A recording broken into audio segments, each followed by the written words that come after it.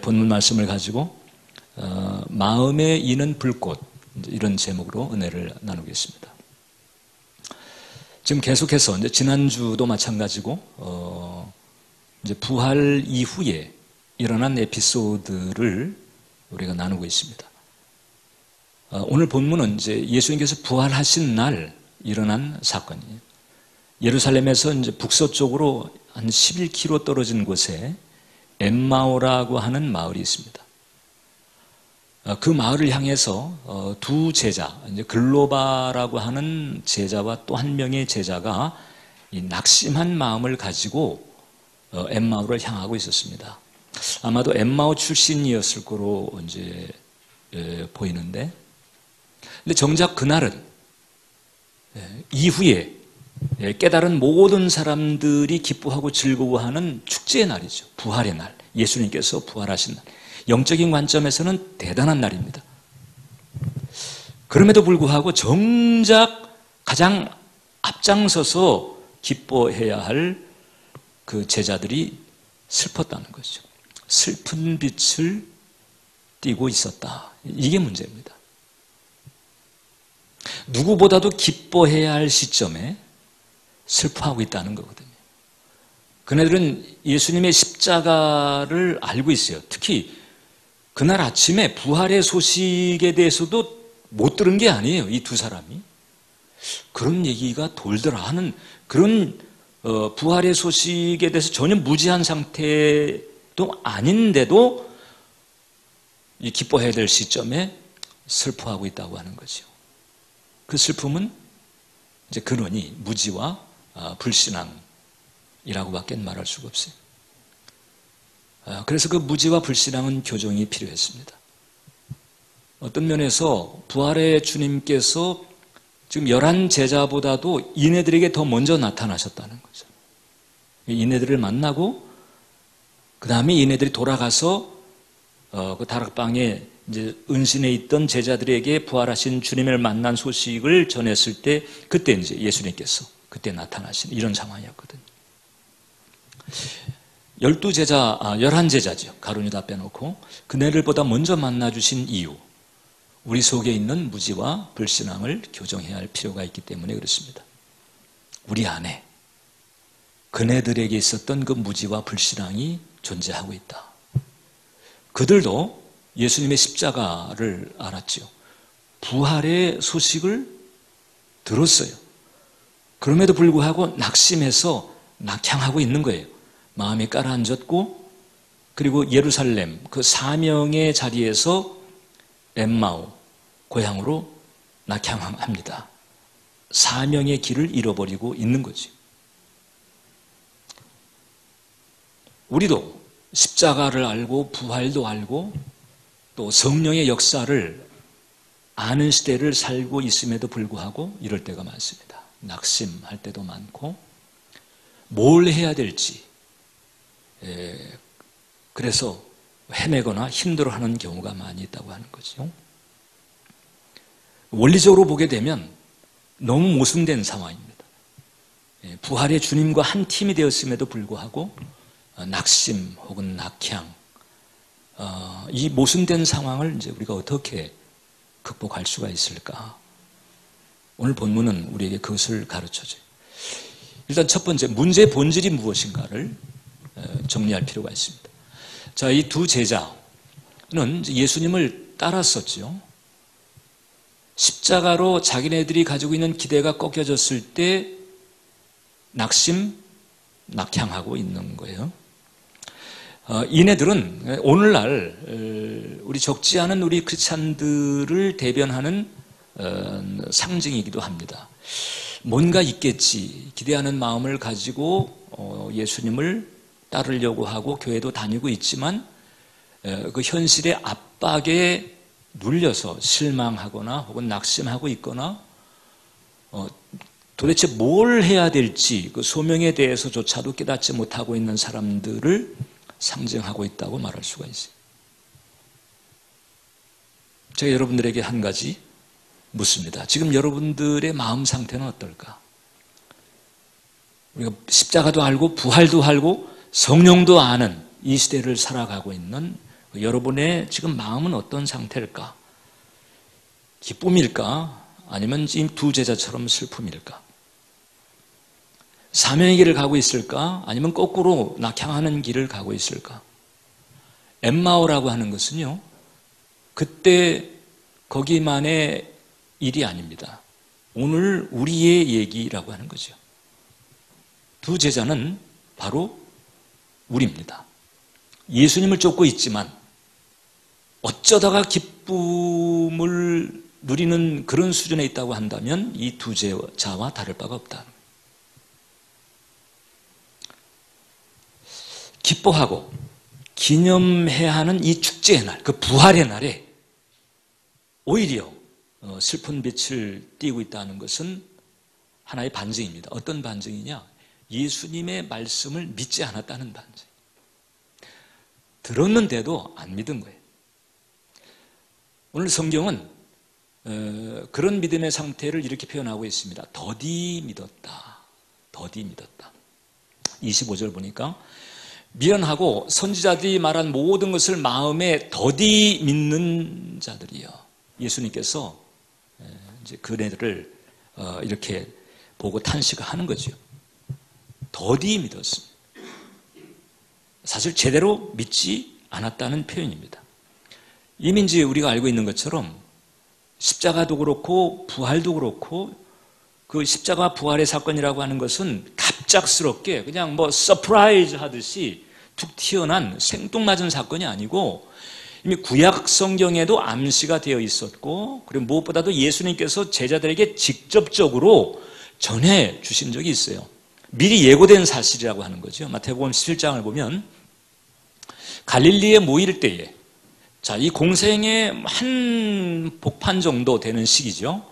예수께서 제자들에게 이르시되 인자가 장차 사람들의 손에 넘겨져 죽임을 당하고 십자가입니다.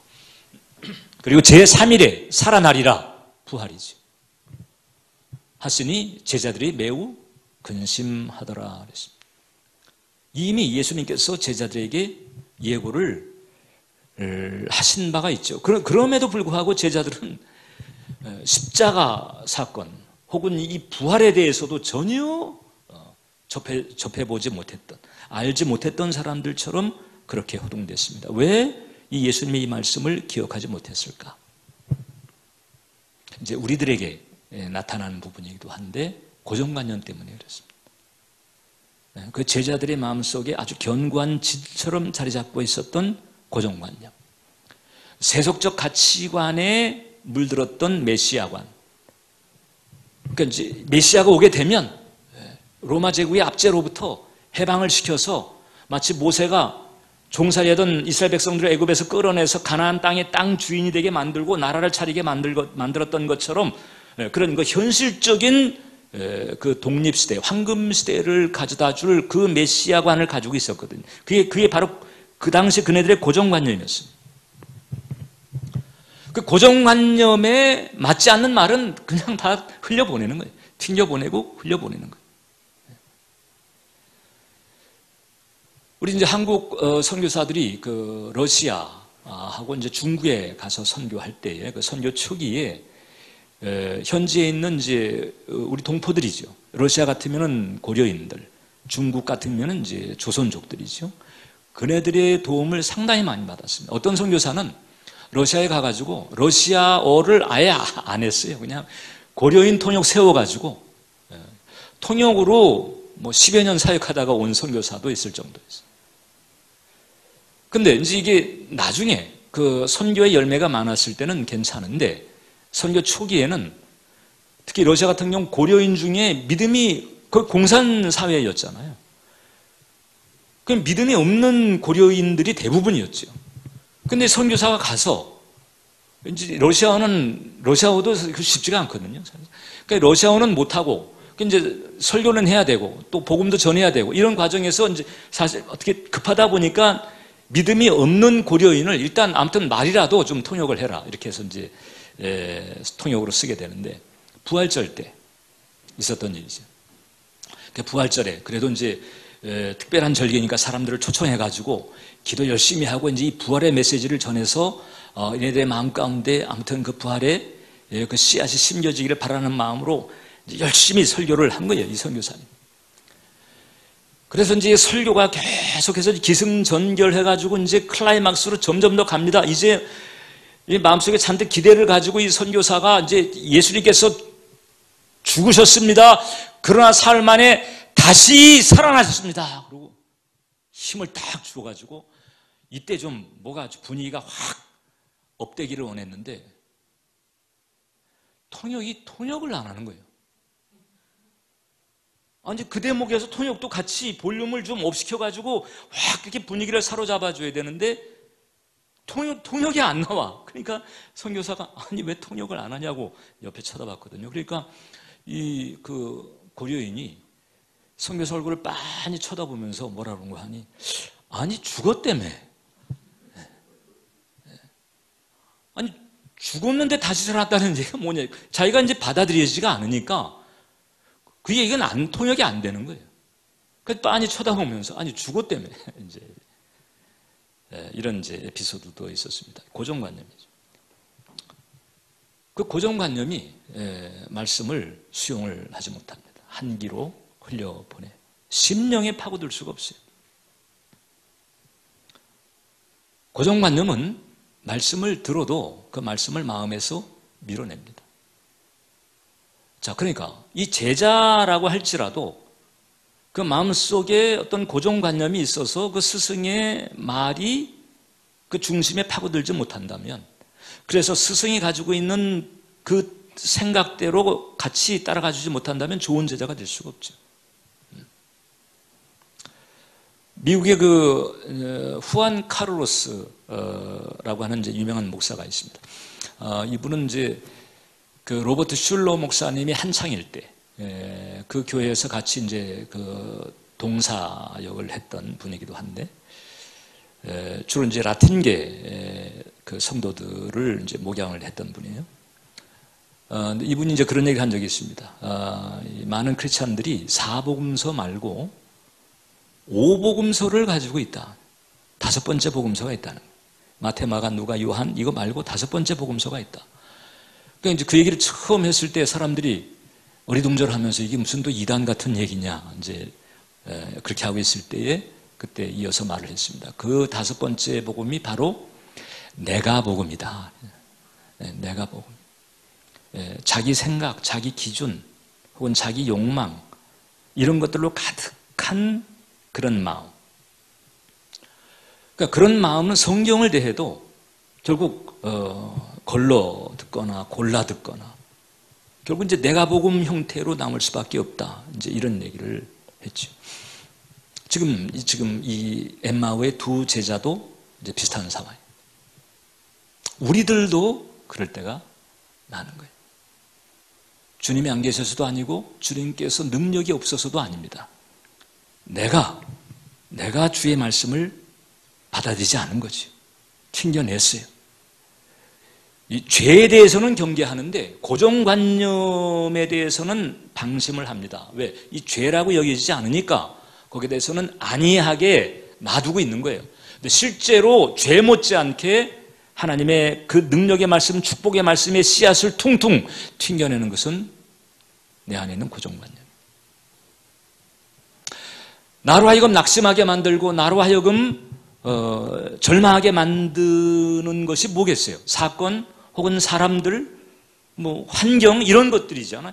그러나 사실상 그보다 더 근원적인 이유는 어디 있는고 하니 내가 주님을 제대로 알지 못하고 주님을 제대로 듣지 못한 까닭에 있다라고 하는 것입니다. 그것만 제대로 된다면 사람이 우겨싸든 환경이 우겨싸든 상관없이 그걸 돌파해내고 승리할 수 있는 줄 믿습니다.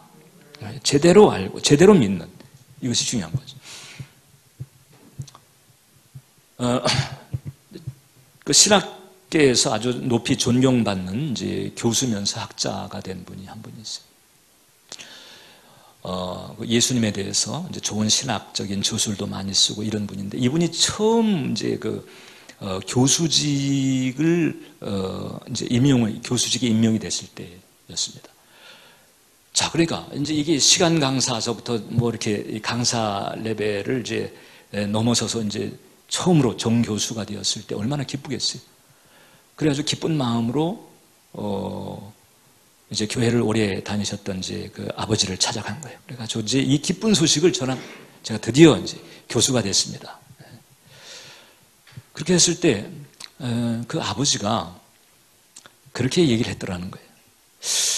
네가 그 일을 잘 할 수 있을 만큼 예수님에 대해서 충분히 알고 있다고 생각하냐, 넌? 좀 같이 기뻐해주고, 잘 됐네. 이제 이렇게 해주기를 기대했는데, 그 아버지가 진지하게 묻더라는 거죠. 네가 정말 그 일을 잘 할 수 있을 만큼 충분히 그분에 대해서는 알고 있다고 생각하냐. 그때 그냥 빵! 다시 정신을 차리게 되고, 더 이제 성경의 신학에 정진을 하게 되었다는 분이 있어요. 이 질문은 오늘 우리에게도 유효합니다. 정말 우리들은 예수님에 대해서 잘 알고 있는가? 그리고 예수님에 대해서 잘 믿고 있는가? 고정관념, 이런 것들을 우리가 잘 주의를 해야 됩니다. 어떤 이유가 됐든지 간에, 그게 죄가 됐든지 혹은 고정관념이 됐든지 무엇이 됐든지 어떤 이유가 됐든지 결과적으로 아무튼 예수님을 제대로 알지 못하거나 예수님을 제대로 믿지 못하고 있는 사람에게는 티가 나요. 이 티가 내게 나는지 안 나는지, 나면 얼마나 나는지, 이제 이것을 보면 내가 정말 얼마나 예수님을 제대로 알고 있고 제대로 믿고 있는지가 이제 자가 측정이 될 수가 있습니다. 어떤 티가 날까? 지금 이 엠마오로 가고 있는 두 제자에게 나타났던 것과 같은 그런 표정이죠. 낙심한 마음, 혹은 슬픈 마음. 이런 것들이 자주 내 마음을 지배하고 내 마음을 차지하고 있다 하게 되면 부활의 주님에 대해서 제대로 알고 있거나 믿고 있다고 말하기는 조금 어렵다.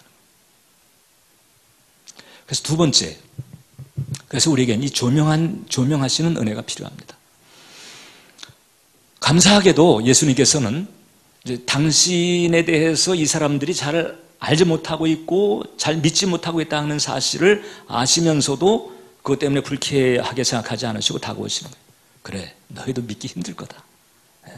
십자가와 부활. 그래서 예수님께서 찾아오시죠. 곁에 다가와 주셔서 그래서 그 영적으로 무지하고 어두운 그 마음의 눈을 열어서 깨닫게 하십니다. 그래서 깨달음을 통해서 낙심을 열심으로, 절망을 소망으로 바꾸어 주시는 줄 믿습니다. 오늘 이 예배 시간에도 마찬가지예요. 성령께서 오셔서 그때는 주님이셨지만 이제 지금은 성령께서 오셔서 낙심한 마음을 다시 세워주시고 그리고 무지했던 그 우리의 눈을 열어서 깨닫게 만드시는 이 은혜. 이 글로바와 또 한 명의 제자가 바로 그런 특별한 체험을 한 거잖아요. 예수님께서 그들에게 나타났습니다. 처음엔 그들은 예수님을 알아보지도 못했어요.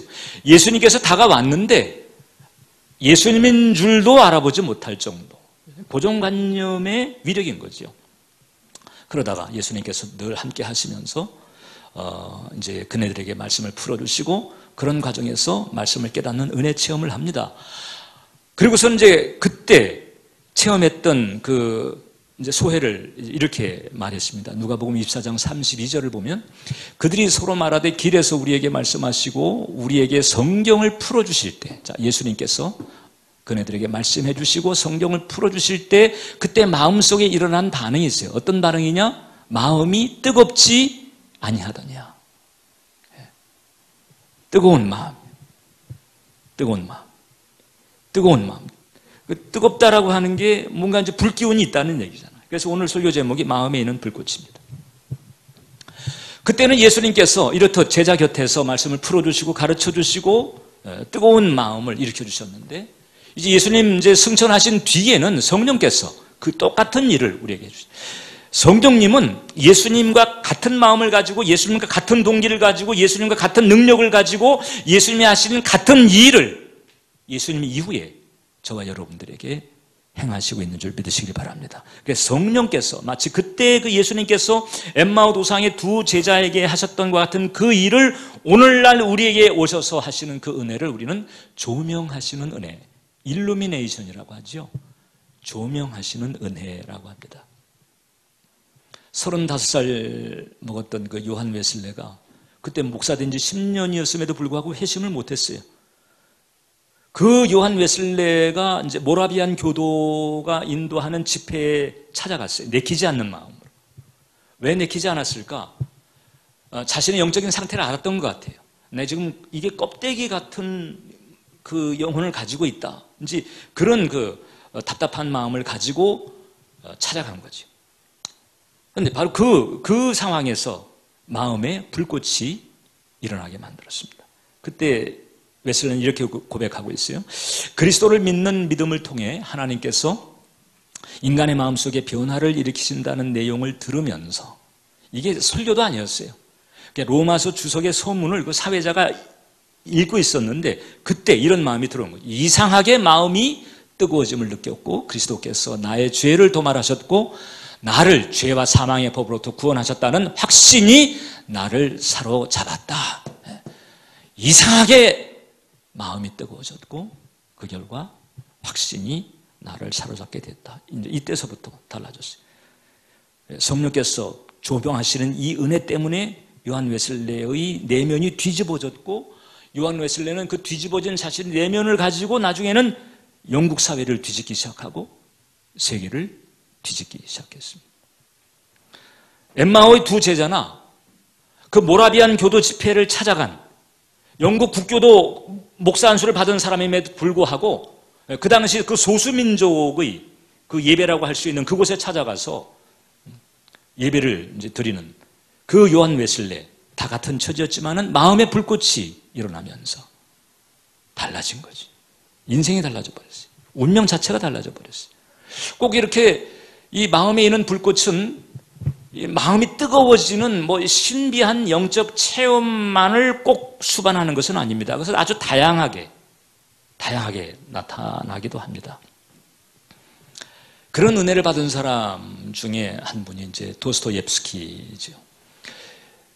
도스토옙스키는 그 젊었을 때 반정부 단체에 가담했다는 죄목으로 사형에 처했는데 이제 간신히 사면을 받아가지고 이제 시베리아로 유형을 갑니다.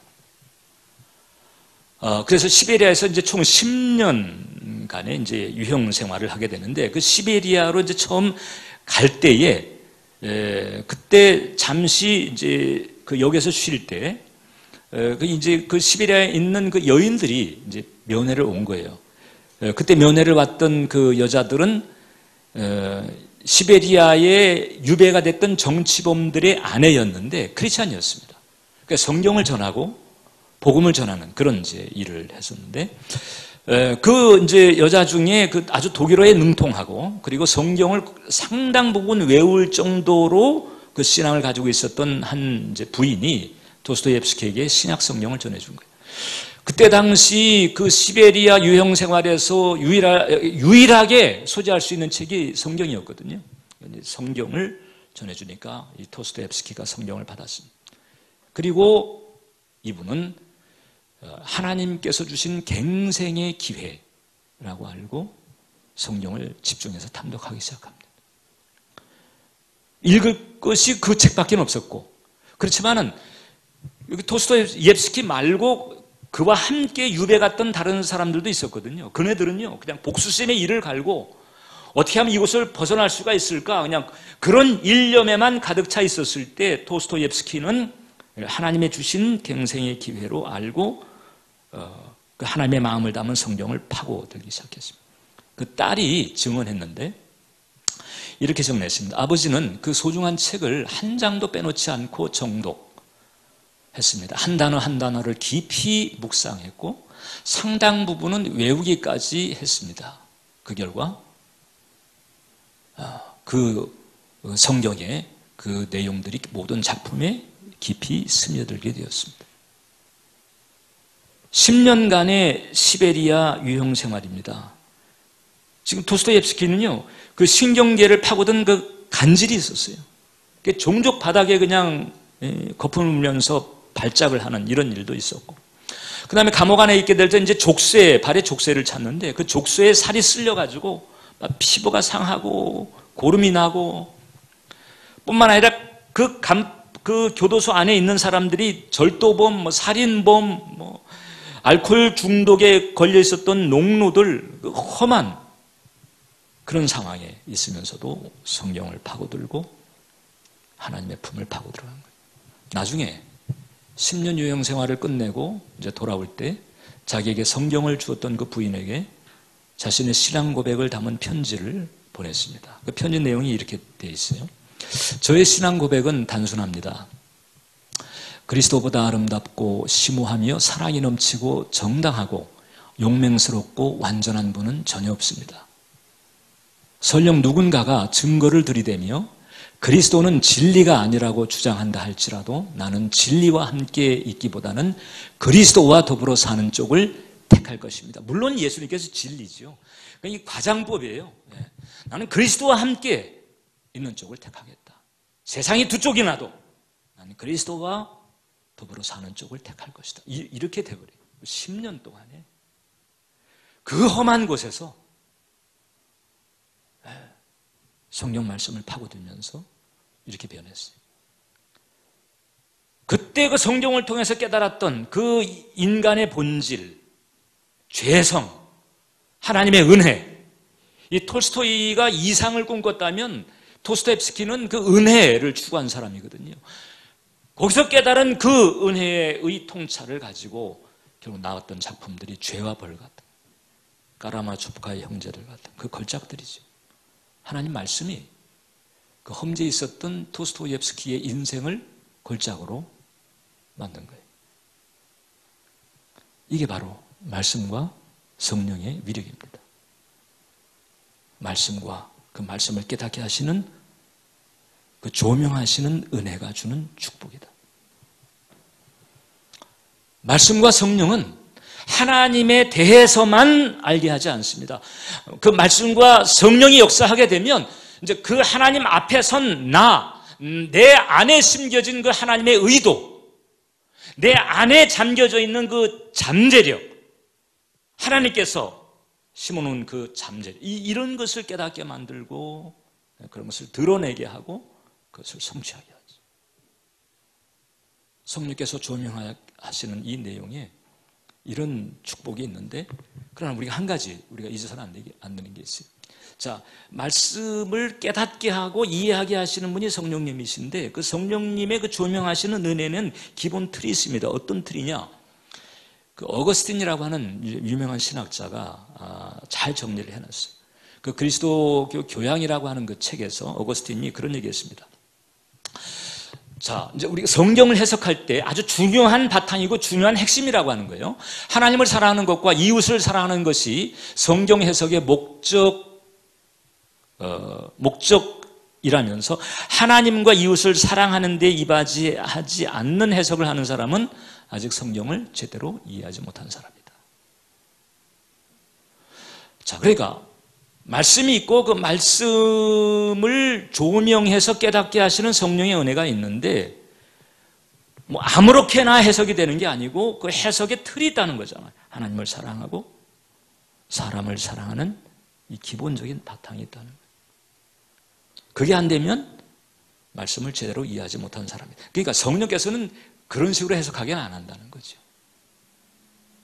그래서 이런 틀을 우리가 이제 간수하면서 말씀과 성령을 전적으로 의지하게 되면 글로바와 그 제자에게 있었던 것처럼, 요한 웨슬레에게 있었던 것처럼, 그리고 이 도스토옙스키에게 있었던 것처럼 그런 은혜가, 그런 놀라운 성취가 혹은 탁월한 인생이 얼마든지 우리에게도, 여러분들에게도 일어날 수 있다. 하나님의 말씀과 그 말씀을 조명하시는 성령님의 이 역사하심. 그래서 우리는 이 은혜를 마치 은을 찾고 금을 찾는 것처럼 구해야 할 줄 믿습니다. 단지 교회 출석만 하고 예배라고 하는 의식에만 참여하고 끝나는 것이 아니고 은을 찾고 금을 찾는 것처럼 이 세상 사람들이 성공을 추구하고 뭔가 어떤 목적을 이루기 위해서 그렇게 애를 쓰고 힘을 쓰고 이러는 것, 그 못지않은 그런 거 열정과 갈망을 가지고 노력을 가지고 찾아갈 때, 그때 이와 같은 은혜가 주어지게 될 줄 믿습니다. 하나님의 뜻도 성취되고 나를 향한 하나님의 의도도 성취되는 거예요. 이 은혜 받게 되시기를 축원합니다. 기도하겠습니다.